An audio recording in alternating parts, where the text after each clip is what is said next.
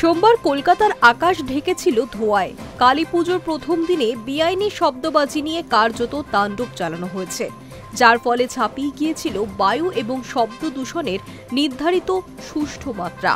দ্বিতীয় দিনেও অবস্থার খুব একটা পরিবর্তন হলো না। আর এতেই প্রশ্ন উঠছে, উৎসব মানে কি শুধু অনিয়ন্ত্রিত উল্লাস, যা উদযাপন করতে গেলে অন্যের ক্ষতির পরোয়া থাকে না?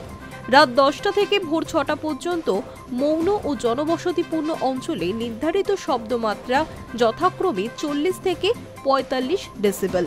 মঙ্গলবারেও মাত্রাহীন হল সেই মাত্রা। জনবসতিপূর্ণ অঞ্চল ট্যাংরা এবং কালিকাপুরে শব্দের মাত্রা ছিল 73 ও 58 ডেসিবেল। মৌন অঞ্চলেও ভাঙল নিয়ম।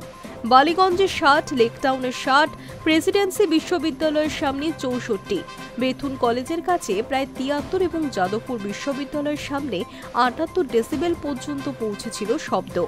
শব্দের সঙ্গে পাল্লা দিয়ে দূষণ ছড়িয়েছে বাতাসেও। রাত 11টার সময় PM 2.5 হিসেবে বাতাসের গুণমান সূচক বালিগঞ্জে 169, যাদবপুরে 204 এবং ভিক্টোরিয়ায় 260 ছিল। প্রসঙ্গত গুণগত মানের হিসাবে 101 থেকে 200 পর্যন্ত মাত্রা মাঝারি এবং 201 থেকে 300 পর্যন্ত খারাপ।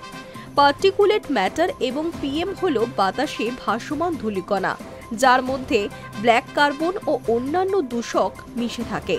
দৈনিক প্রতি ঘনমিটার বাতাসে PM 10 এবং PM 2.5 এর পরিমাণ যথাক্রমে 100 এবং 60 মাইক্রোগ্রাম অতিক্রম করলে তা জনস্বাস্থ্যের পক্ষে ক্ষতিকর।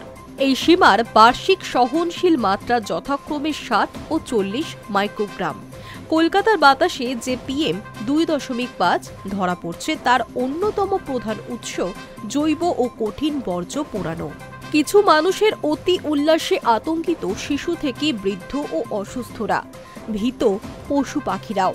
ঘরের পোষ্যদের তাও নিরাপত্তা আছে, তবে সেটুকুও যে নেই পথপ্রাণীদের।